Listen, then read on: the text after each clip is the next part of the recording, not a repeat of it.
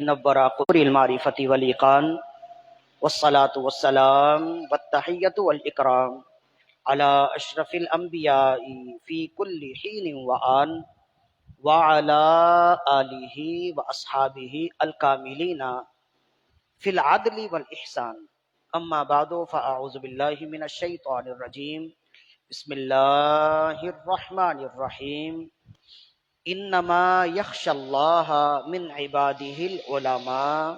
صدق اللہ مولانا العظیم. ببرکتی ان اللہ وملائکتہ یصلون علی النبی یا ایہا الذین آمنوا صلوا علیہ وسلموا تسلیما.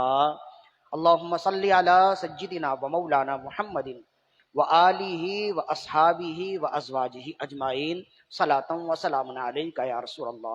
حمد و صلات کے بعد خالق کائنات کی عطا سے فقط اس کی دی ہوئی توفیق سے ہم ایک مرتبہ پھر حلقہ ذکر و حدیث میں ذکر و نعت میں موجود ہیں. دعا کیجئے کہ اللہ رب العزت ہماری آج کی حاضری اپنی بارگاہ میں قبول و مقبول فرمائے. قبل اس کے کہ گفتگو کا آغاز کیا جائے ایک مرتبہ اپنے آقا و مولا صلی اللہ علیہ وسلم کی بارگاہ میں بلند آواز سے انتہائی حضور قلبی کے ساتھ گنبد خضرا کا تصور باندھ کر بلند آواز سے درود و سلام کے نذرانے پیش کیجئے. اللہم صلی علی سیدنا و مولانا محمد طب القلوب و دوائها و عافیت الابدان و شفائها و نور الابصار و ضیائها و روح الارواح و غذائها و علی آلہ و اصحابہ و بارک وسلم. صلاۃ و سلام علیکہ یا رسول اللہ صلی اللہ علیہ وآلہ وسلم. محرم الحرام کی مسلسل نشستوں میں سے آج دوسری نشست ہے جس میں ہم موجود ہیں. دعا کیجئے کہ اللہ رب العزت ہمارا یہاں آنا اور بانی محفل کا ہمیں یہاں بلانا، انتظام و انصرام کرنا سب اپنی بارگاہ میں قبول و مقبول فرمائے. محرم الحرام کی برکتوں سے اور اس مہینے سے جن جن نفوس قدسیہ کو نسبت ہے ان تمام کی برکتوں سے ہم تمام کے قلوب و اذہان کو مستفیض و مستنیر فرمائے. آج کی اس محفل کے صدقے و طفیل اللہ ہماری مشکلوں کو آسان فرمائے، ہمارے مریضوں کو شفا یابی عطا فرمائے، جو بے اولاد ہیں انہیں صاحب اولاد فرمائے، جو بے روزگار ہیں اللہ انہیں روزی عطا فرمائے، جو برسرے روزگار ہیں اللہ ان کی روزگار میں خیر و برکتیں عطا فرمائے. ہر ایک کے لیے رزق حلال کے مزید اچھے اور آسان اسباب و ذرائع اللہ رب العزت عطا فرمائے. آج کی اس محفل میں ہم نے جس آیت مقدسہ کو عنوان سخن بنایا ہے سورہ فاطر کی آیت ہے. سورہ فاطر کے دو نام ہیں، ایک سورہ ملائکہ ہے اور ایک سورہ فاطر ہے. بعض قرآن کے نسخوں میں اس کا نام سورہ ملائکہ آتا ہے، بعض قرآن کے نسخوں میں اس کا نام سورہ فاطر آتا ہے. بعض صورتیں ایسی ہوتی ہیں جن کے دو دو تین تین نام ہوتے ہیں تو مختلف نسخوں میں مختلف نام ہو جاتے ہیں. جیسے سورہ بنی اسرائیل ہے، اس کا ایک نام سورہ اسراء بھی ہے. تو بعض قرآنی نسخوں میں بر صغیر پاک و ہند میں جو قرآن کے نسخے چھپتے ہیں اس میں اس کا نام تو سورہ فاطر سورہ بنی اسرائیل ہی ہوتا ہے، لیکن بر صغیر پاک و ہند کے علاوہ عرب ملکوں میں قرآنی نسخوں میں اس کا نام سورہ اسراء ہے. ایسے ہی دیگر اور بھی صورتوں کے معاملات ہیں. تو اسی طرح سورہ فاطر کا ایک نام سورہ فاطر ہے اور ایک نام سورہ ملائکہ ہے، اس لیے کہ اس کے شروع میں ملائکہ کا ذکر ہے. تو سورہ فاطر قرآن مجید کے 22ویں پارے میں ہے اور جس آیت مقدسہ کی تلاوت کا شرف حاصل کیا آیت مقدسہ کا ایک حصہ ہے، شروع کا ایک حصہ ہے اور آیت کا نمبر ہے 28.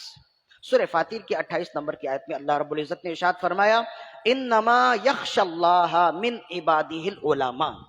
بے شک اللہ کے بندوں میں اللہ سے ڈرنے والے علماء ہی ہوتے ہیں، یا بے شک اللہ کے بندوں میں علماء ہی ہیں جو اللہ سے ڈرتے ہیں. تو اس آیت مقدسہ میں اللہ رب العزت نے دو باتوں کا بیان فرمایا. ایک تو یہ ہے کہ اللہ کے بندوں میں سے ڈرنے والے جو ہیں، جو اللہ کی خشیت رکھتے ہیں، جن کے دل میں خوف خدا ہے، وہ علماء ہی ہوتے ہیں، ایک بات. اور دوسری بات یہ ہے کہ جو شخص جس قدر زیادہ رب کی معرفت پاتا ہے اس کے دل میں رب کی خشیت اتنی ہی زیادہ ہوتی ہے. جو شخص رب سے جس قدر زیادہ قریب ہوتا ہے، رب سے قریب ہونے کا معنی رب کی معرفت سے جس قدر زیادہ قریب ہوتا ہے، وہ اس قدر رب سے زیادہ ڈرنے والا ہو جاتا ہے۔ یہ خالق کائنات، یہ رب اکبر کی شان ہے۔ اسی وجہ سے میرے آقا صلی اللہ علیہ وسلم نے بھی ارشاد فرمایا، صحیح بخاری کی حدیث ہے، آپ نے فرمایا واللہ انی لأعلمہم باللہ واشدہم لہ خشیۃ، اللہ کی عزت و جلال کی قسم، تمام لوگوں میں سب سے زیادہ رب کو جاننے والا ہوں اور سب سے زیادہ رب سے ڈرنے والا ہوں۔ تو مطلب کیا ہوا کہ جو اپنے رب کو جس قدر زیادہ جانے گا، جس کے قلب میں، جس کے دل میں رب کی معرفت جس قدر زیادہ ہوگی، جو اپنے رب سے جس قدر زیادہ قریب ہوگا، وہ اس قدر زیادہ رب سے ڈرنے والا ہو جاتا ہے۔ یہ رب کی خاص شان ہے اور یہ رب کے بندوں کی خاص علامت ہے جو خالق کائنات نے، رب اکبر نے بیان کیا۔ اس کے علاوہ اگر آپ دیکھیں گے دنیاوی معاملات ایسے نہیں ہوتے۔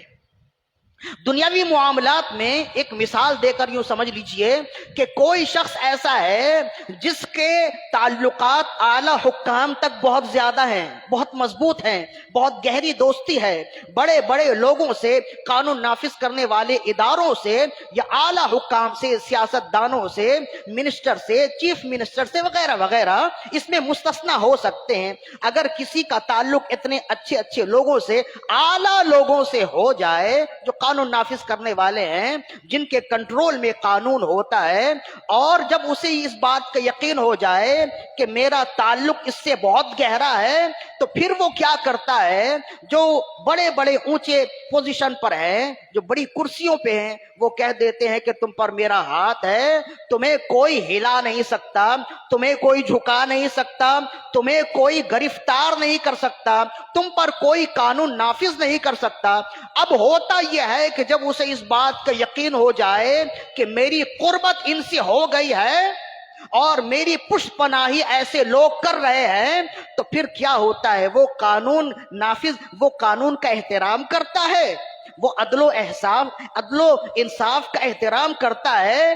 ایسے ہی لوگ ہوتے ہیں جو سب سے زیادہ قانون شکنی کرتے ہیں، قانون کو توڑنے والے ایسے ہی لوگ ہوتے ہیں، لال بتی والے، جنہیں تمام لوگ کھڑے ہوتے ہیں ٹریفک سگنل پر، انہیں معلوم ہے کہ مجھے روکنے والا کوئی نہیں تو وہ آگے گزر جاتے، اسے معلوم ہے کہ میری پشت پناہی پر ایسے لوگ ہیں کہ اگر میں نے قانون شکنی کر بھی دی، دیکھیے اس میں سے کچھ مستثنا ہو سکتے ہیں، بات اکثریت کی ہوتی ہے، تو اکثر و بیشتر ایسے لوگ ہوتے ہیں جنہیں اس بات کا یقین ہو جائے کہ فلاں اعلی حکام کے لوگ میرے زیادہ قریب ہو گئے، میری دوستی ان سے پکی ہو گئی ہے، تو پھر وہ قانون شکنی کرنے میں بہت جری ہو جاتا ہے، بڑا جرت مند ہو جاتا ہے، پھر وہ بے خوف ہو جاتا ہے، اسے معلوم ہو جاتا ہے کہ یہاں ہر چیز بکاؤ ہے، یہاں ہر چیز خریدی جا سکتی ہے، یہاں فیصلے خریدے جا سکتے ہیں، یہاں انصاف خریدے جا سکتے، یہاں ظلم اور مظلوم، ظالم و مظلوم خریدے جا سکتے،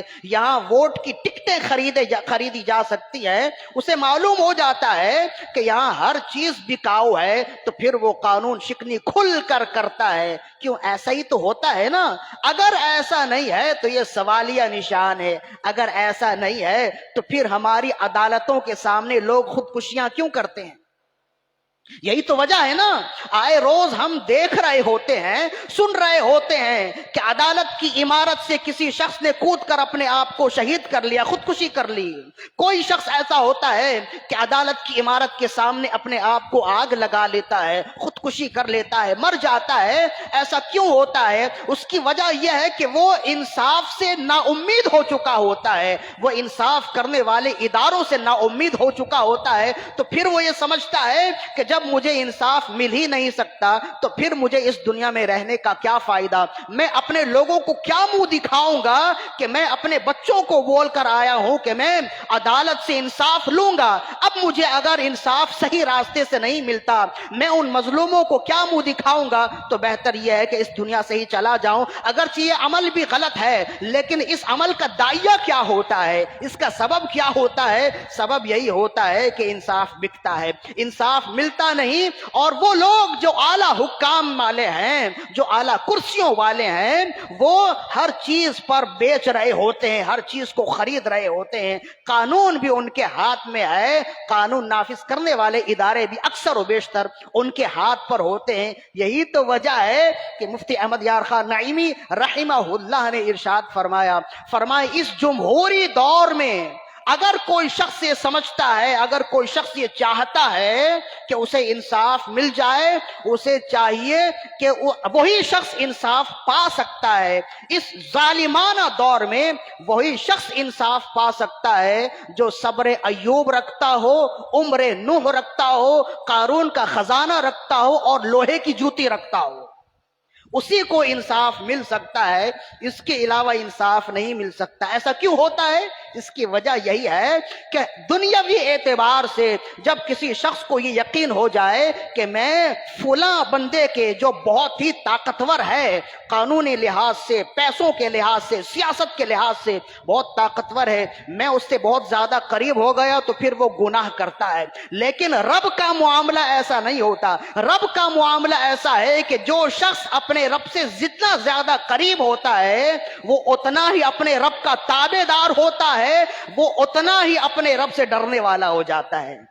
اس کا دل بے خوف نہیں ہو جاتا دنیا داروں کی طرح، دین داروں کی طرح۔ اس کے دل میں مزید رب کی خشیت آتی ہے، رب کا خوف آتا ہے۔ یہ ہے ابتدائی باتیں، جسے کہہ سکتے ہیں آپ یہ مقدمہ ہے یا ابتدائیہ ہے۔ حضرت ام کلثوم روایت کرتی ہیں، امام متقی ہندی نے کنز العمال میں اس کو لکھا اور امام ابن سعد نے طبقات میں بھی اس کو لکھا۔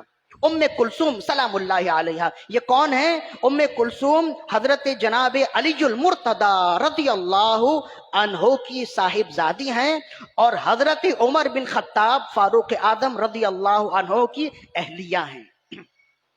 جیسے حضرت مولا علی کی شان ہے نا، مولا علی کے بہت سی شانیں ہیں، ان میں سے ایک شان یہ ہے کہ آپ داماد نبی ہیں۔ اسی طرح فاروق اعظم کی بہت سی شانیں ہیں، ان میں سے ایک شان یہ ہے کہ آپ داماد علی ہیں۔ آپ کی شانوں میں سے ایک شان یہ ہے، وہ ہیں حضرت ام کلثوم سلام اللہ علیہا۔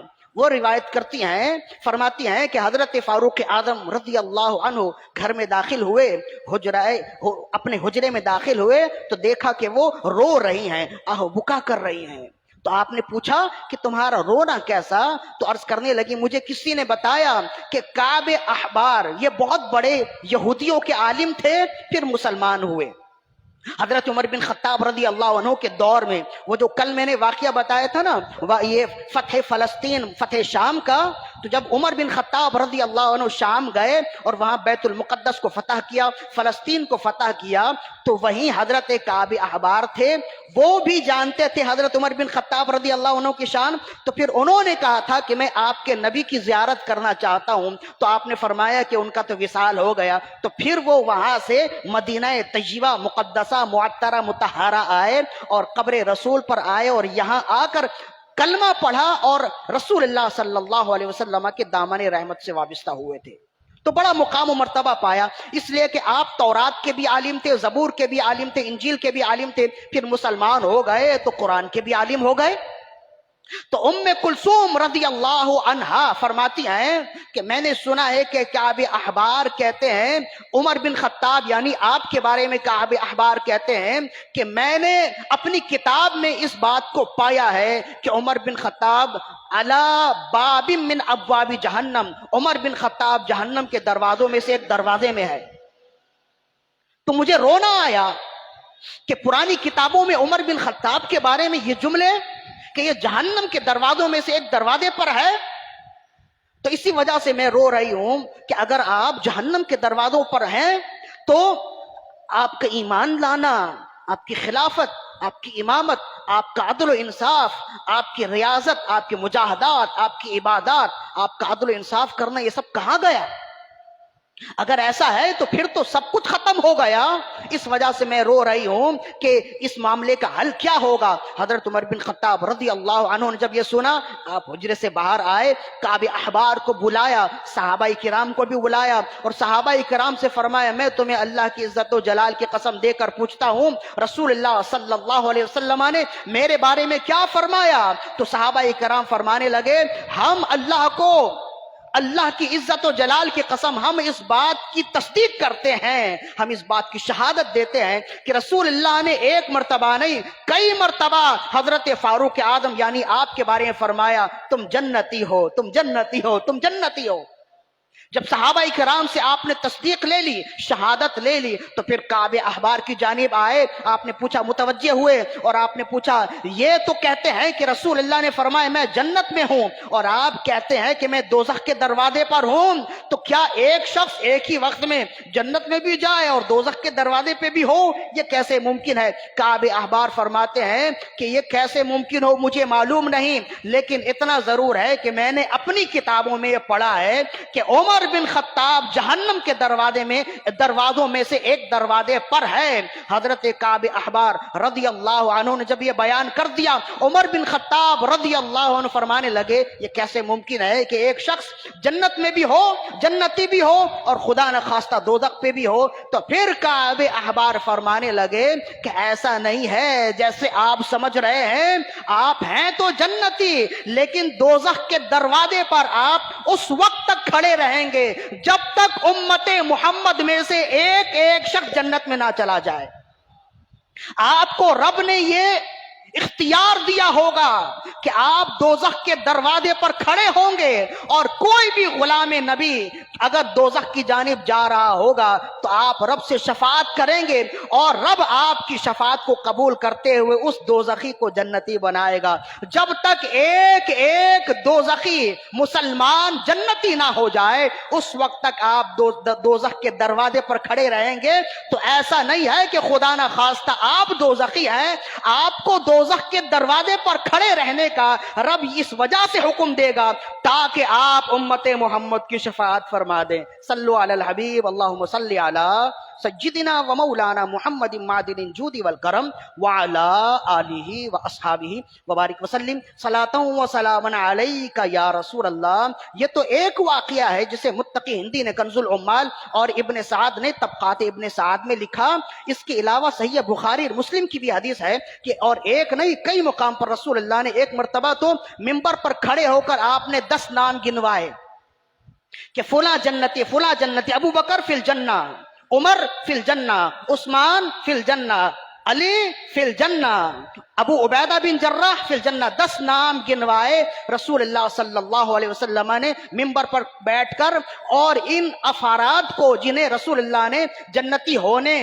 کی پیشن گوئی فرمائی، خوشخبری سنائی، ان افراد کو کہتے ہیں عشرۂ مبشرہ، یعنی وہ 10 افراد جنہیں ایک مرتبہ رسول اللہ صلی اللہ علیہ وسلم نے جنتی ہونے کی بشارت دی۔ بات تو آگے آپ کریں گے۔ عشرۂ مبشرہ کی عام طور پر یہی تعریف کی جاتی ہے کہ وہ افراد، وہ صحابہ کرام، وہ 10 صحابہ کرام جنہیں رسول اللہ صلی اللہ علیہ وسلم نے دنیا میں ہی جنت کی خوشخبری دی ہے، ان کو کہتے ہیں عشرۂ مبشرہ۔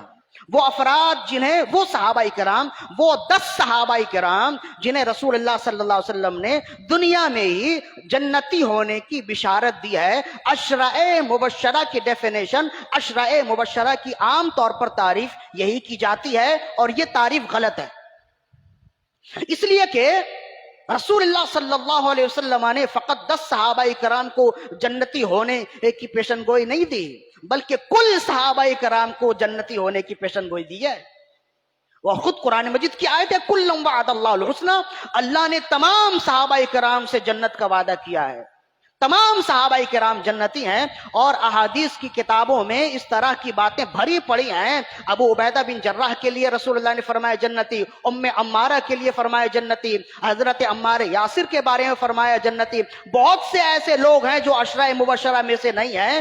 تو پھر جب یہ سب جنتی ہیں، ہمارا عقیدہ یہ ہے کہ تمام صحابہ کرام جنتی ہیں، تو پھر عشرۂ مبشرہ کی تخصیص کیا ہے؟ अशरा मुबशरा की तखसीस क्या है? तो अशरा मुबशरा की सही तारीफ यह है वो 10 सहाबाई किराम जिन्हें रसूलुल्लाह सल्लल्लाहु अलैहि वसल्लम ने एक बार एक ही नशिस्त में जन्नती होने की बिशारत दी है। यह अशरा मुबशरा की तारीफ। वरना अगर वो तारीफ करेंगे तो फिर इल्जाम आएगा, ये जहन में बात आएगी, अगर ये 10 ही सिर्फ जन्नती हैं तो बाकी सहाबाई किराम के बारे में जो रसूलुल्लाह ने फरमाया, आपने फरमाया तमाम सहाबाई किराम जन्नती है ना। फरमाया कि लन तमस्सनन नारा मन रआनी और रआ मन रआनी, दोज़ख की आग उसे छू नहीं सकती जिसने मुझे देखा या मुझे देखने वाले को देखा। तो सब सहाबाई किराम आ गए ना, और इनमें तो ताबीईन भी आ गए, इमाम आजम भी आ गए, हजरत मोहम्मद बिन मुनकदिर भी आ गए, सईद बिन जुबैर भी आ गए, जो ताबी हैं सब आ गए। तो फिर सभी जन्नती है, तो फिर अशरा मुबशरा की क्या तारीफ होगी? वही तारीफ अगर हम करेंगे तो इस एतराज से बच सकते हैं, वरना इस एतराज से बच नहीं सकते। तो रसूलुल्लाह सल्लल्लाहु अलैहि वसल्लम के हजरत उमर बिन खत्ताब रज़ी अल्लाह ताला अन्हु अशरा मुबशरा में से हैं। यानी रसूलुल्लाह सल्लल्लाहु अलैहि वसल्लम ने दुनिया में ही आपको जन्नती होने की पेशन गोई फरमाई, जन्नती होने की खुशखबरी दी है। आप जन्नती हैं, और हमारा अकीदा यह है जिस तरह जन्नत का होना यकीनी है उसी तरह हजरत फारूक आदम का जन्नती होना यकीनी है। अच्छा, आप तो जन्नती हैं, आप पर रब रसूलुल्लाह सल्लल्लाहु अलैहि वसल्लम की पुष्ट पनाही है, और रब्बे जुल जलाल की मारिफत भी आप जानते हैं, और खालिके कायनात ने भी आपको जन्नती होने की बिशारत दे दी।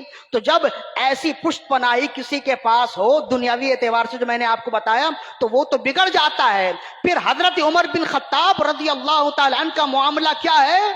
क्या ऐसा हुआ कि जब आपको जन्नती होने की बिशारत दे दी गई, आपको जन्नती बना दिया गया, तो आपने आमाल छोड़ दिए? खुदा न खास्ता आपके दिल से खशियत इलाही खत्म हो गई? खुदा न खास्ता ऐसा नहीं है। जो मैंने पहले बयान किया ना, रब की मोहब्बत के तकाजे ही अलग हैं। दुनियावी मोहब्बत के तकाजे यह हैं कि कोई बहुत बड़ा ताकतवर किसी कमजोर की पुष्पनाही करे तो वो कमजोर अदलो इंसाफ से आरी हो जाता है, वो बिगड़ जाता है। लेकिन जिसकी पुष्पनाही रब्बे जुल जलाल करे, जो रब की मार्फत से करीब हो जाए, तो वो जितना करीब होता है उतना ही रब का ताबेदार हो जाता है। यही वजह है, हालांकि आप जन्नती हैं। अब जिसे दुनिया में ही जन्नती होने की पेशन गोई दे दी गई, मतलब यह है कि वो कुछ भी अमल करे उसे जन्नत में जाने से कोई अमल रोकेगा नहीं। इसके बावजूद हजरत उमर बिन खत्ताब रज़ी अल्लाह अन्हु का ज़ुहद तकवा यह है, आपकी परहेजगारी यह है। इबादत देखें तो इबादत में भी परहेजगारी है, मुआमलात देखें तो मुआमलात में भी खौफ खुदा है, खशियत इलाही है। ये अच्छी तरह याद रखिए, किसी भी शख्स की पहचान के लिए उसकी इबादत बाद में है, मुआमलात पहले हैं। जो शख्स, अगर कोई शख्स मुआमलात में गड़बड़ करता है, अगरचे वो इबादत गुजार है, तब भी वो अच्छा नहीं है। बंदे के अच्छे होने के लिए, बंदे के सुथरे और पाकीज़ा होने के लिए जरूरी है वो इबादत में भी अच्छा हो और मुआमलात में भी अच्छा हो। मुआमलात समझते हैं, किसी से लेन देन में वो खुर्द बुर्द करता है, गालम गलोच करता है, हेरा फेरी करता है, लेकिन 5 वक्त की नमाज पढ़ता है, तो वो मुत्तकी और परहेजगार नहीं हो सकता। बल्कि इबादत का दर्जा बाद में है, मुआमलात पहले देखे जाएंगे। यही तो वजह है, एक मुकद्दमा की वजह से जो है ना, एक मुकद्दमा हजरत उमर बिन खत्ताब रज़ी अल्लाह अन्हु की खिदमत में आया, एक मुकद्दमा आया। इमाम गजाली ने लिखा इह्याउल उलूम में, एक मुकद्दमा आया, और उस मुकद्दमा में गवाही के लिए हजरत उमर बिन खत्ताब ने उस शख्स से पूछा, हजरत अब्दुल्ला बिन मसऊद रज़ी अल्लाह अन्हु वो मुकद्दमा लेकर आए थे। तो हजरत अब्दुल्ला बिन मसऊद से हजरत उमर बिन खत्ताब रज़ी अल्लाह अन्हु पूछा कि आपका मुकद्दमा तो यह है, कोई गवाह है आपके पास? तो आप एक शख्स को लेकर आए और आपने फरमाया, हजरत उमर बिन खत्ताब ने पूछा तुम इसे जानते हो? तो आपने फरमाया कि हाँ मैं इसे जानता हूँ, ये बहुत ही अच्छा है, नेक है और परहेजगार है। आपने फरमाया तुम्हें क्या पता कि ये नेक है या परहेजगार है? क्या तुमने कभी इसके साथ मुआमलात किए हैं? عرض کرنے لگے نہیں میں نے اس کے ساتھ معاملات تو نہیں کیے. آپ نے فرمایا جب یہ کہتے ہو کہ تم نے اس کے ساتھ معاملات نہیں کیے تو تمہارا کہنا ٹھیک نہیں ہے کہ یہ صحیح ہے. ہو سکتا ہے کہ اس نے کسی کے ساتھ خرد برد کا معاملہ کیا ہو.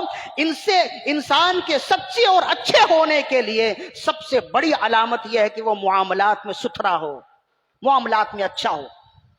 چنانچہ حضرت عمر بن خطاب رضی اللہ تعالی عنہ کی خشیت اور آپ کا زہد و تقوی عبادات میں دیکھیں تب بھی بے مثال ہے, معاملات میں دیکھیں تب بھی بے مثال ہے. انتہائی عجلت کے ساتھ ہم اپنی گفتگو کو اختتام کی جانب لے جاتے ہیں, اس لیے کہ یہ واقعہ اور یہ موضوع بہت طویل ہے اور ہم نے پہلے بتا دیا تھا کہ آج کی نشست یا ان دنوں کی نشست زیادہ طویل دورانیے کی نہیں ہوگی, لیکن چند باتیں جو ہیں جو غور طلب میں وہ ہم نے بتانے ہیں. حضرت ایاس بن سلمہ رضی اللہ عنہ یہ تابعی ہیں اور بہت بڑے اللہ کے ولی گزرے. ایاس بن سلمہ یہ خود روایت کرتے اور اسے بھی متقی ہندی نے کنز الامال میں ہی نقل کیا.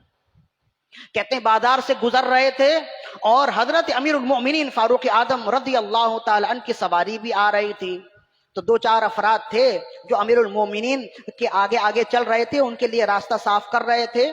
تو کہتے ہیں کہ حضرت ایاس بن سلمہ رضی اللہ عنہ یوں ہی بے خودی میں چل رہے تھے تو انہیں اس بات کی خبر نہیں ہوئی کہ امیر المومنین پیچھے آ رہے ہیں. ظاہر ہے کہ ان کا پروٹوکول ایسا نہیں ہوتا تھا کہ ساری گاڑیاں رک جائیں, سارے کاروبار بند ہو جائیں, دکانیں ختم ہو جائیں, ایسا نہیں ہوتا تھا. وہ عام لوگوں جیسی زندگی گزارتے تھے. تو حضرت عمر بن خطاب رضی اللہ تعالیٰ عنہ کی سواری کے سامنے جب ایاس بن ابی سلمہ آئے تو حضرت عمر بن خطاب رضی اللہ عنہ نے غیر دانستگی طور پر یعنی نہ چاہتے ہوئے آپ کا کوڑا یا آپ کی چھڑی ان کی کمر میں لگ گئی. یہ بیدار ہوئے, یعنی اپنے آپ کو انہوں نے سنبھالا. جب پیچھے مڑ کے دیکھا تو امیر المومنین ہیں, پیچھے ہٹ گئے, امیر المومنین آگے چلے گئے. اتنی تیز سے نہیں لگی کہ جس کو آپ محسوس کر سکیں. تو کہتے ہیں ایاس بن ابی سلمہ رضی اللہ اپنے گھر گئے, واقعہ بھول گئے. معاملہ اتنا کوئی سیریس تھا نہیں کہ جس کو نوٹس لیا جائے, تو آپ بھول گئے. 1 سال کے بعد حضرت عمر بن خطاب رضی اللہ عنہ حج کے موسم میں آپ نے ایاس بن ابی سلمہ کو بلایا 1 سال کے بعد, اور آپ نے فرمایا ایاس بن ابی سلمہ تمہارا جی نہیں چاہتا کہ تم حج کرو؟ عرض کرنے لگے حضور امیر المومنین حج کا ارادہ اور حج کی نیت کس کو نہیں ہے, کس کا جی نہیں چاہتا کہ رب کے گھر کو دیکھے اور طواف خانہ کعبہ کرے, ارکان حج ادا کرے, وقوف عرفہ کرے, میدان مینا میں جائے, کس کا جی نہیں چاہتا. لیکن میرے پاس اخراجات نہیں ہے, راستے کا سفر نہیں ہے, اگر میں چلا جاؤں تو گھر والوں کے لیے کوئی انتظام نہیں ہے, اس وجہ سے میں جا نہیں سکتا. حضرت عمر بن خطاب رضی اللہ عنہ نے 600 درہم سونے کے سکے نکال کر انہیں دیے اور فرمایا تم حج پر جاؤ اور یہ سارے پیسے حج اور معاملات حج کے لیے استعمال کرو, کچھ اپنے گھر میں چھوڑ جاؤ تاکہ تمہاری غیر موجودگی میں گھر والوں کو کسی طرح کی کوئی تنگی نہ ہو, دقت نہ ہو, پریشانی نہ ہو, اور باقی رقم لے جاؤ حج کرو. یہ تو خوش ہو گئے. کسی کو اگر مفت میں عمرے کا ٹکٹ مل جائے تو اس کی تو جنت ہو جائے نا. بہت خوش ہوئے, خوش جانے لگے. عمر بن خطاب رضی اللہ عنہ نے آواز دے کر بلایا اور فرمایا 1 سال پہلے غلطی سے جو میری چھڑی تمہاری کمر پہ لگ گئی تھی یہ اسی کا بدلہ ہے, مجھے معاف کر دینا. عرض کرنے لگے, دامن پکڑ کے رونے لگے, عرض کرنے لگے امیر المومنین وہ اتنا بڑا واقعہ تو تھا بھی نہیں, اور خدا کی عزت و جلال کی قسم میں تو بھول ہی چکا تھا. آپ نے فرمایا تم بھول گئے تھے لیکن میری راتوں کی چین چلی گئی, میں 1 سال تک بھول نہ سکا. اب جب تم راضی ہو گئے ہو تو اب مجھے سکھ کی چین آئے گی, اچھی نیند آئے گی, میٹھی نیند آئے گی. تو اس واقعے سے ہمیں معلوم ہوتا ہے کہ آپ قطعی اور یقینی جنتی ہونے کے باوجود معاملات میں کس قدر کھڑے تھے اور کس قدر خوف خدا رکھتے تھے. اور یہی ہمیں تعلیم ہے, یہی ہمیں بتلانا ہے کہ ہمارے جو اکابرین ہیں, ہم جن کی غلامی پر ناز کرتے ہیں, جو ہمارے آقا و مولا ہیں اور جن کے بارے میں ہمیں اس بات کی امید ہے, بلکہ یہ امید یقین کی حد تک ہے کہ یہ ہمیں جنتی بنائیں گے, یہ ہماری شفاعت کریں گے. ہر ایک کو یہ یقین ہے نا, کہ یہ ہماری شفاعت کریں گے، ہم روایت سن چکے، وہ تو اس قدر زیادہ خوف خدا رکھتے تھے، ہم اپنا محاسبہ کریں ہمارے دلوں میں کس قدر خوف خدا ہے۔ وہ تو اس قدر زیادہ حقوق العباد کا اہتمام کرتے تھے، لحاظ رکھتے تھے، ہم دیکھیں کہ ہمارے دلوں میں کس قدر حقوق العباد ہے۔ ہماری زندگی بے ڈھنگی زندگی ہے۔ ایک مسلمان کی زندگی کتاب و سنت سے مربوط ہونی چاہیے، رسول اللہ کے احکام کے ساتھ منسلک اور منسلک ہونی چاہیے، نسبت آمیز نسبت کے ساتھ ہونی چاہیے۔ لیکن ہماری زندگی بے ڈھنگی ہے، نہ صبح کی فکر ہے، نہ شام کی فکر ہے، نہ چلنے کا ڈھنگ ہے، نہ بولنے کا ڈھنگ ہے، نہ مسجد کا احترام ہے، نہ گھر کا احترام ہے، نہ بڑوں کا ادب ہے، نہ چھوٹوں پر شفقت ہے، نہ والدین کا ادب و احترام ہے، کچھ بھی تو نہیں ہے۔ جب ہمارے معاملات ایسے نہیں ہیں تو قیامت کے دن ہم اگر عمر بن خطاب فاروق اعظم رضی اللہ عنہ کی بارگاہ میں جائیں اور کہیں کہ آپ ہماری شفاعت کریں، اس لیے کہ ہم نے یہ سنا ہے کہ آپ شفاعت کریں گے، اور اگر آپ نے پوچھ لیا تم نے میری شفاعت کے بارے میں تو سنا تھا، میرا کردار نہیں سنا تھا، میرا کردار ایسا تھا، تو تمہیں چاہیے تھا کہ تم نے اگر دنیا میں میری غلامی کا دم بھرا ہے تو میرے کردار کے پیچھے پیچھے تو چلتے، میرے کردار کو تو اپناتے۔ لہذا فاروق اعظم رضی اللہ تعالی عنہ کے ماننے والوں کو یہ چاہیے، بالخصوص تمام صحابہ کرام کے ماننے والوں کو چاہیے کہ وہ بالخصوص اپنے معاملات کو بھی ایک نظر دیکھیں، اس لیے کہ جس کے جو قطعی اور یقینی جنتی ہے وہ اس قدر لوگوں کے حقوق کا خیال کرتا ہے، تو ہمیں کس قدر زیادہ چاہیے۔ اگر وہ اسے اگنور کر دیتے، صرف نظر کر دیتے، تب بھی کوئی عمل آپ کو جنت میں جانے سے روک نہیں سکتا تھا، لیکن یہ خشیت الہی ہے، یہ زہد و تقوی ہے، یہ معرفت الہی کا سبب ہے کہ آپ اس سے معافی تلافی کرتے، آپ اس سے معافی مانگتے، اور جب تک وہ معاف نہ کر دے، جب تک وہ خوش نہ ہوا، آپ بے چین رہے، آپ کو سکون نہ آیا۔ یہ اس بات کی دلیل ہے کہ حضرت عمر بن خطاب رضی اللہ عنہ کا زہد و تقوی جیسے معاملات میں تھا ویسے ہی عبادات میں تھا۔ معاملات تو آپ سن چکے، عبادات سنیں۔ جب آپ کو شہید کیا گیا نا، فجر کی نماز آپ پڑھا رہے تھے، منبر کے پیچھے ہی آپ کا دشمن چھپا بیٹھا تھا، اس نے آپ کو شہید کرنے کے لیے آپ پر کئی وار کیے، کئی ضربیں لگائیں، اور آپ اسی جگہ جائے نماز پر گر گئے، خون بہنے لگا، زخم بہت زیادہ گہرا تھا۔ حضرت ابو عبد الرحمن بن عوف رضی اللہ عنہ آگے بڑھے اور آپ نے مزید ایک رکعت نماز پڑھائی اور جماعت مکمل کی۔ بات تو آگے ہم کریں گے چلتے چلتے، ایک بات اور بھی فقہی مسئلہ، یہی وجہ ہے کہ ہمارے علماء کرام نے ارشاد فرمایا کہ جو اہل علم ہیں انہیں چاہیے کہ وہ امام کے زیادہ قریب کھڑے ہوں، تاکہ اگر خدا نہ خواستہ کبھی امام کے لیے کوئی مسئلہ ہو جائے، اچانک بیمار ہو جائے، بہت کچھ ہو سکتا ہے نا، انسانی زندگی ہے، اچانک کوئی مسئلہ ہو گیا، وضو ٹوٹ گیا، یا بیماری کی وجہ سے وہ امام گر گیا، بے ہوش ہو گیا، کوئی بھی مسئلہ ہوا، تو جو سامنے کھڑے ہیں انہیں کم از کم اتنا تو آنا چاہیے کہ کہاں سے نماز شروع کریں اور کیسے اس نماز کو مکمل کیا جائے۔ اسی وجہ سے خود رسول اللہ کا فرمان بھی ہے، اور فقہاء کرام نے بھی لکھا، پہلی صف میں ایسے لوگوں کو کھڑا ہونا چاہیے، امام کے قریب ایسے لوگ کھڑے ہوں جو نماز اور نماز کے احکام کو اوروں کے مقابلے میں زیادہ جاننے والے ہوں۔ حضرت عبداللہ سمعی، حضرت عبداللہ الخراسانی رحمہ اللہ روایت کرتے ہیں، اسے بھی طبقات میں ہی لکھا ہے، کہتے ہیں کہ وہ مدینے آئے، تابعی تھے، مدینہ آئے، صحابہ کرام سے ملیں گے، کچھ علمی گفتگو کریں گے، کچھ علمی نعمت لیں گے، صحابہ کرام کی زیارت کریں گے۔ مدینہ آئے تو نماز کا وقت تھا، حضرت عمر بن خطاب رضی اللہ عنہ کا ہی دور ہے، آپ حضرت فاروق اعظم نماز پڑھنے کے لیے آئے، جماعت کھڑی ہونے لگی، تمام لوگ صف پہ کھڑے تھے، آپ پہلے آ گئے تھے تو پہلی صف میں ہی آپ کو جگہ ملی، آپ کھڑے ہو گئے۔ تو کہتے ہیں ابھی اللہ اکبر کہنے ہی والے تھے، پیچھے سے ایک شخص نے میرے کندھے کو پکڑا اور پچھلی صف میں کر دیا، اور اپنی جگہ میری جگہ خود کھڑا ہو گیا۔ اب یہ کام اتنی جلدی ہوا، اتنی عجلت میں ہوا، کہتے ہیں کہ مجھے اعتراض کرنے کا موقع ہی نہیں ملا۔ ظاہر ہے کہ وہ وقت تو ایسا ہوتا نہیں بہرحال، اور پھر یہ تھے بھی انجانے، مدینے کے لوگوں سے اتنا واسطہ نہیں تھا، تو گھبرا گئے ایسا کیسے ہو سکتا ہے؟ تو بہرحال پچھلی صف میں نماز پڑھی، اور نماز پڑھنے کے بعد دل میں دکھ تو تھا کہ میرے ساتھ ایسا ہوا، یہ ناروا سلوک ہوا۔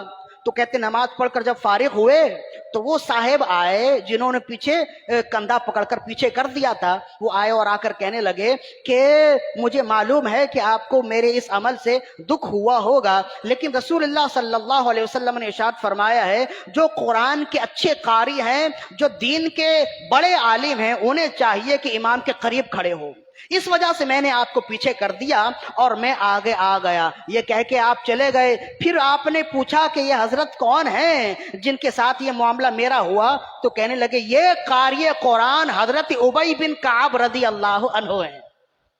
حضرت ابی بن کعب جن کے بارے میں رسول اللہ نے فرمایا اقرؤہم لامتی، میری امت میں ابی بن کعب سب سے بہترین قاری ہے۔ فرمایا قرآن جیسے اترا ہے، کوئی سیکھنا چاہتا ہے ابی بن کعب سے سیکھ لے۔ یہی وجہ ہے کہ جب تراویح کی جماعت کھڑی کرنے کا معاملہ ہوا نا، اور سب سے پہلی جماعت جب کھڑی کی گئی فاروق اعظم رضی اللہ عنہ کے زمانے میں، تو سوال ہوا سبھی حافظ ہیں، کس کو امام بنایا جائے؟ تو آپ نے فرمایا جو سب سے بڑا قاری ہے، جسے رسول اللہ نے سند دی تھی، وہی امام بنے گا۔ ابی ابن کعب نے سب سے پہلی تراویح کی نماز پڑھائی ہے مسجد نبوی میں۔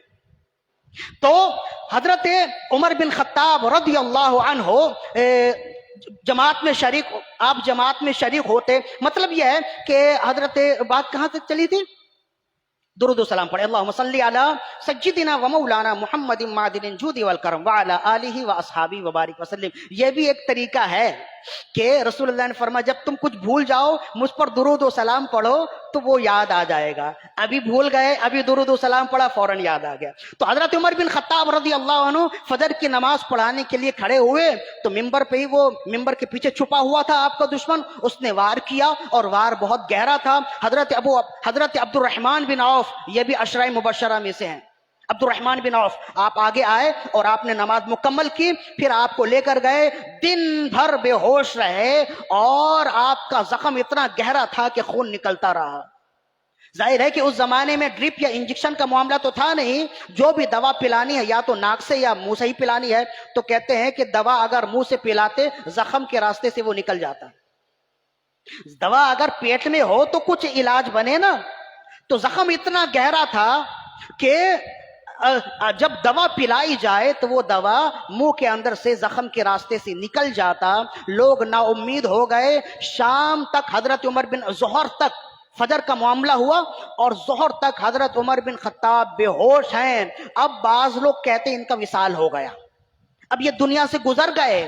بعض لوگ کہتے نہیں، ابھی جان باقی ہے، ابھی نفس چل رہی ہے۔ آپ کی نبض اس قدر ڈھیلی ہو گئی، ہلکی ہو گئی کہ پہچاننا مشکل ہو گیا کہ روح بدن میں ہے کہ نہیں ہے۔ تو بعض لوگ کہتے ہیں کہ ان کا وصال ہو گیا، اب تجہیز اور تدفین کا معاملہ کیا جائے۔ بعض لوگ کہتے نہیں، ابھی روح موجود ہے، ابھی آپ ہوش، ابھی آپ زندگی میں ہیں، ابھی آپ ذی روح ہیں، ابھی آپ مرے نہیں، آپ کو موت نہیں آئی۔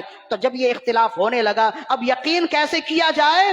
تو آپ کا ایک غلام ہے، وہ آیا اور آ کر کہنے لگا کہ حضرت فاروق اعظم رضی اللہ عنہ کے کان میں کوئی تیز آواز سے کہے امیر المومنین نماز کا وقت جا رہا ہے، اگر یہ سنیں گے، اگر انہیں ہوش ہوگی تو ضرور یہ نماز کے نام سے اٹھیں گے، اگر نہ اٹھے تو سمجھ جانا ان کا وصال ہو گیا ہے۔ ایک شخص آگے بڑھا، کان میں کہنے لگا امیر المومنین نماز کا وقت جا رہا ہے، یہ سننا تھا۔ آپ اٹھے اور آپ فرمانے لگے مجھے وضو کراؤ، میں نماز پڑھوں۔ اور پھر تاریخی جملے جو سب نے لکھے ہیں، امام غزالی نے بھی لکھے اور دیگر علماء نے لکھے، اس وقت آپ نے ارشاد فرمایا تھا کہ وہ مسلمان ہی نہیں جس کے دل میں نماز کا خوف نہیں ہے، نماز سے محبت نہیں ہے یا نماز جانے کا خوف نہیں ہے، وہ مسلمان ہی نہیں ہے۔ یہ تاریخی جملے حضرت عمر بن خطاب رضی اللہ عنہ کے تھے۔ اور پھر راوی کہتے ہیں ہم نے دیکھا عمر بن خطاب نے وضو کی اور نماز پڑھنے لگے، حالانکہ آپ کے زخم سے خون نکل رہا تھا۔ ہم جن کے ماننے والے ہیں وہ تو اس تشویشناک ماحول میں اور حالت میں بھی نماز کو نہ چھوڑیں، اور ہم کس قدر آزادی سے نماز چھوڑ رہے ہیں۔ 500 کا نوٹ اگر کھو جائے تو سالوں دکھ میں رہیں، روز 5 وقت کی نماز چھوڑ دیں، کوئی دکھ نہیں ہوتا، کوئی احساس نہیں ہوتا۔ پھر یہ دعویٰ ہے کہ ہم فاروقی ہیں، ہم فاروق اعظم کو ماننے والے ہیں۔ تم اگر رب کو ماننے والے ہو، تم رب کے بندے ہو، بے شک تم رب کے بندے ہو۔ اگر رب کے بندے ہو تو پھر رب کے بندے بن کر رہو، رب کی بندگی کرو۔ تم اگر محمد الرسول اللہ کو ماننے والے ہو، بے شک تم رسول اللہ کے ماننے والے ہو۔ تم محمدی ہو، اگر محمدی ہو تو محمدی بن کے رہو، اور وہ طریقہ اختیار کرو جو محمد رسول اللہ کا طریقہ ہے۔ اور آپ کا طریقہ جانتے ہیں کیا ہے؟ آپ کی پسندیدہ چیز کیا ہے؟ رسول اللہ کی زندگی آخری وقت میں ہے، یعنی اب آپ اس دنیا سے رخصت ہو رہے ہیں، مولا علی آپ کے سامنے موجود ہیں۔ کسی نے پوچھا مولا علی رضی اللہ عنہ سے، رسول اللہ جب اس دنیا سے گئے آخری کلمات آپ کے کیا تھے؟ ہم جانتے ہیں کہ انسان اپنی زندگی سے جب جا رہا ہو تو جو بات سب سے اہم ہو وہ آخری میں کرتا ہے۔ تو مولا علی رضی اللہ عنہ سے کسی نے پوچھا، اس کو بھی متقی ہندی نے کنز الامال میں لکھا، فرمایا کہ رسول اللہ صلی اللہ علیہ وسلم کے آخری کلمات کیا تھے؟ تو حضرت مولا علی فرماتے، کانا آخر الکلام النبی صلی اللہ علیہ وسلم الصلاۃ الصلاۃ واتقوا اللہ فیما ملکت ایمانکم۔ فرمائے رسول اللہ صلی اللہ علیہ وسلم کی زندگی کے آخری کلمات تھے، لوگوں میں تو جا رہا ہوں، خبردار کبھی نماز کو نہ چھوڑنا، نماز کو ہلکا نہ جاننا، اور جو لوگ تمہارے زیر دست ہیں ان کے ساتھ ظلم نہ کرنا۔ تو رسول اللہ صلی اللہ علیہ وسلم کی نظر میں نماز کی اہمیت اس قدر زیادہ ہے کہ آخری وقت میں بھی آپ لوگوں کو تنبیہ کر کے گئے، وصیت کر کے گئے کہ لوگوں میں نے تمہیں جس راہ پر چھوڑا ہے اس راہ سے ہٹنا نہیں، تیرے غلاموں کا نقش قدم ہے راہ صراط، وہ کیا بھٹک سکے جو یہ سراغ لے کے چلے، جنا بنے گی محبان 4 یار کی قبر جو اپنے سینے میں یہ 4 باغ لے کے چلے، لحد میں عشق رخے شاہ کا داغ لے کے چلے، اندھیری رات سنی تھی چراغ لے کے چلے۔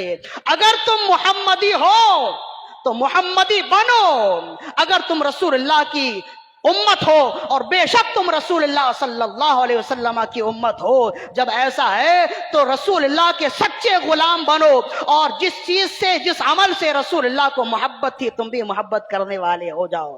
اگر تم فاروقی ہو تو فاروقی سچے فاروقی بنو، اور دیکھو کہ حضرت عمر بن خطاب فاروق اعظم رضی اللہ عنہ تو اس بیماری کی حالت میں بھی نماز کو نہیں چھوڑتے، تم کیسے فاروقی ہو کہ عام حالتوں میں بھی نماز چھوڑ دیتے ہو؟ تمہیں کوئی فکر نہیں ہے؟ اگر تم حسینی ہو تو پھر بھی دیکھ لو امام حسین کی زندگی کا آخری عمل کیا ہے۔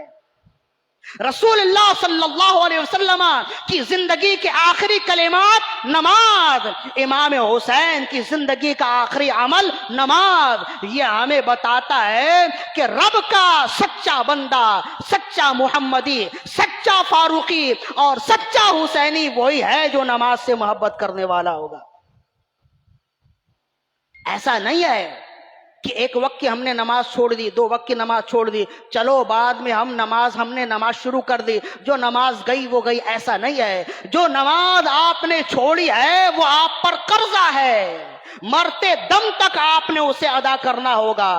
ہمیں معلوم نہیں ہے، ہم احساس نہیں کرتے کہ ہم نماز چھوڑ رہے ہیں، کتنا بڑا وبال اپنے سر لے رہے ہیں، کتنا بھاری بوجھ، کتنا بھاری پہاڑ اپنے سر لاد رہے ہیں۔ ہمیں اس بات کا ادراک نہیں ہے۔ یہ ادراک اس وقت ہوگا جب ہم قبر میں جائیں، اور سب سے پہلے جب ہم حشر میں اٹھیں اور رب ذوالجلال سب سے پہلے پوچھے نماز کا حال کیا ہے یہ بتاؤ۔ سب سے پہلے نماز کے بارے میں پوچھا جائے گا نا۔ یہ ساری احادیث ہم سنتے رہتے ہیں، ہر شخص رو رہا ہے، کسی کی نوکری نہیں ہے وہ رو رہا ہے، کسی کی شادی نہیں ہو رہی، اچھا رشتہ نہیں مل رہا وہ پریشان ہے، رو رہا ہے، کوئی شادی کے بندھن میں، پاکیزہ بندھن میں بندھ گیا ہے تو گھریلو ناچاکیوں کی وجہ سے پریشان ہے، رو رہا ہے، کوئی بے اولاد ہے اس وجہ سے پریشان ہے، رو رہا ہے، کوئی صاحب اولاد ہے تو اولاد کے بگڑے ہونے کی وجہ سے وہ رو رہا ہے، کوئی صاحب جو برسرے روزگار ہے، جو کاروباری ہے وہ کاروبار میں مندی کی وجہ سے رو رہا ہے۔ کون ایسا شخص ہے جو خوشحال ہے اور جب وہ آئے اپنی پریشانی امام صاحب کو بتائے اور پھر کہے کہ نہ جانے رب مجھ سے کیوں ناراض ہے، میں تو ہر معاملے میں کھڑا ہوں، اور پھر جب پلٹ کر اس سے پوچھا جائے آپ کی زندگی میں نماز کا حال کیا ہے تو جواب زیرو ہے۔ مطلب یہ ہے کہ تمہارے احساس کے مطابق، تمہاری ادراک اور تمہاری سوچ کے مطابق نماز چھوڑ دینا کوئی نحوست ہی نہیں ہے جس کا اثر تمہاری زندگی میں آئے گا۔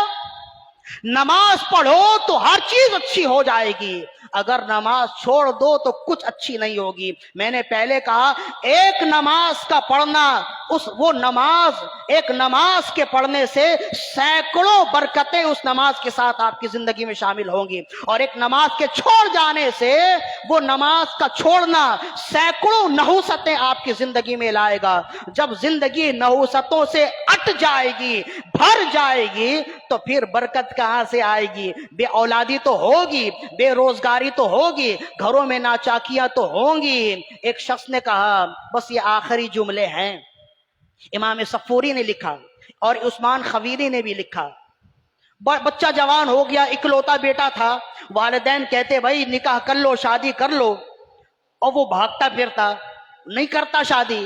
تو ایک مرتبہ جب والدین نے زیادہ دباؤ ڈالا، اس نے کہا میری زندگی میں جو سب سے منحوس دن ہوگا اس دن میں نکاح کر لوں گا، جو میری زندگی میں سب سے منحوس دن آئے گا اس دن میں نکاح کر لوں گا۔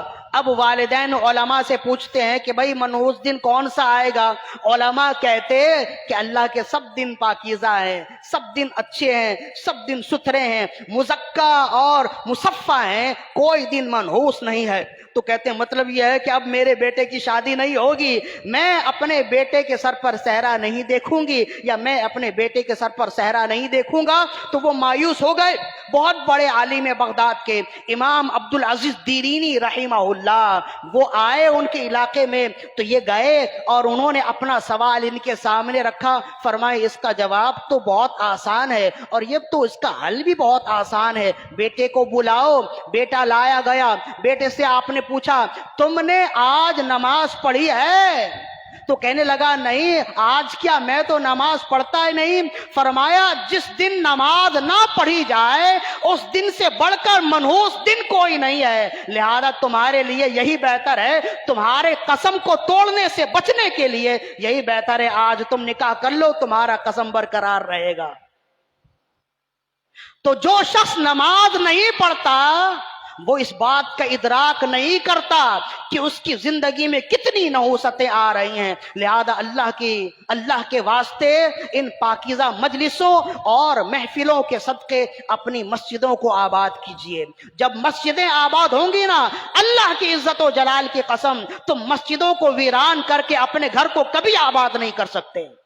جو شخص اللہ کے گھر کو ویران کرنے کا محرک ہوگا، جو اللہ کے گھر کو ویران کرنے کا سبب بنے گا، تو اللہ اس کے گھر کو کبھی آباد نہیں کرے گا۔ اپنے گھر میں خیریت چاہتے ہو، اپنے گھر میں اگر آباد کاری چاہتے ہو، مسجد کو آباد کرو اور پھر دیکھو کہ کیسا ہوتا ہے۔ فقہاء کرام فرماتے ہیں کوئی شخص زندگی سے مایوس ہو گیا ہو اور مصائب و آلام بہت زیادہ اس کے ساتھ ہو گئے ہو، فرمائے وہ چپکے سے مسجد آئے اور مسجد کے صحن میں جھاڑو لگائے، مسجد کے صحن میں جھاڑو لگائے، مسجد کو صاف کرے، اور جب کچرے کو نکال رہا ہو تو اپنے دل میں یہ ارادہ کرے کہ میں اس کچرے کو، مسجد کے اس گند کو نہیں نکال رہا بلکہ اپنی زندگی سے نحوست کو نکال رہا ہوں۔ فقہاء کرام فرماتے ہیں اگر کوئی شخص ایسا کرے گا چند دنوں میں اس کی زندگی میں انقلاب آئے گا۔ اس کی زندگی برکتوں سے بھر جائے گی۔ فاروق اعظم رضی اللہ تعالی عنہ کی زندگی سے جہاں ہمیں عدل و انصاف کا درس ملتا ہے، وہیں زہد و تقوی کا بھی درس ملتا ہے۔ لہذا آج کا پیغام میرا کیا ہے؟ اپنے معاملات کو بھی ستھرا کیجئے اور اپنی عبادات کی بھی اصلاح کیجئے، اور کل سے اگر اب تک اگر بے نمازی تھے تو ان محفلوں کے صدقے، بالخصوص محرم الحرام کی اس عظمت والے مہینے کو، اس کی عظمت کو سامنے رکھتے ہوئے اپنی زندگی میں نماز کو لائیے۔ جو لوگ یہاں موجود ہیں ان سے بھی یہی گزارش ہے، انہیں بھی یہی پیغام ہے، جو گھروں میں بیٹھ کر سن رہے ہیں انہیں بھی یہی پیغام ہے، اگر تم اپنے رب کی بارگاہ میں سجدہ کرنے والے ہو جاؤ گے تو پھر تمہیں کسی تعویذ کی ضرورت نہیں ہوگی، کسی کے پاس جانے کی ضرورت نہیں ہوگی۔ آج کا ہر شخص یہ چاہتا ہے امام صاحب کے پاس آئے اور امام صاحب چھو کر دیں اور اس کی زندگی بدل جائے، تو ہر معاملے میں ایسا نہیں ہوتا ہے، کچھ عمل آپ نے بھی کرنے ہیں۔ رب ذوالجلال سے دعا ہے کہ خالق کائنات ہماری آج کی حاضری اپنی بارگاہ میں قبول و مقبول فرمائے۔ اقول قولی ھذا استغفر اللہ لی ولکم ولسائر المسلمین والمسلمات وما علینا الا البلاغ المبین۔ اللہم صلی علی سیدنا و مولانا محمد وعلی آلہ واصحابہ وازواجہ اجمعین یا ارحم الراحمین۔ ہماری آج کی حاضری اپنی بارگاہ میں قبول و مقبول فرما، ہر طرح کے رنج و علم، ہر طرح کے مصائب و آلام سے یکسر چھٹکارا دے کر اسی جیسے مصروفیات کے ساتھ ہماری زندگی کو مصروف العمل فرما۔ یا اللہ ہماری زندگیوں سے دکھوں کو دور فرما، آسانیاں عطا فرما، شدتوں کو دور فرما، حدتوں کو دور فرما، نرمی عطا فرما، آسانیاں عطا فرما۔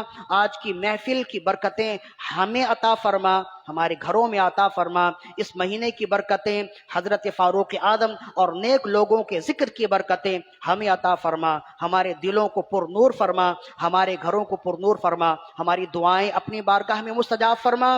جن احباب نے اس پاکیزہ محفل کا اہتمام کیا ان کے تمام تر دکھوں کو یا رب ذوالجلال ختم فرما، ان کی تکلیفوں کو ختم فرما، ان کی زندگیوں میں خاص طور پر برکتیں عطا فرما۔ ہم تمام کی دعائیں تمام مسلمانوں کی جان و مال، عزت و آبرو کی حفاظت فرما، ہم تمام کی دعائیں اپنی بارگاہ میں مستجاب فرما۔ وصلی اللہ تعالی ببرکتی ان اللہ وملائکتہ یصلون علی النبی یا ایھا الذین آمنوا صلوا علیہ وسلموا تسلیما۔ اللہم صلی علی سیدنا و مولانا محمد وعلی آلہ واصحابہ وازواجہ اجمعین، وصلی اللہ تعالی علی خیر خلقہ محمد وآلہ وازواجہ اجمعین برحمتک یا ارحم الراحمین۔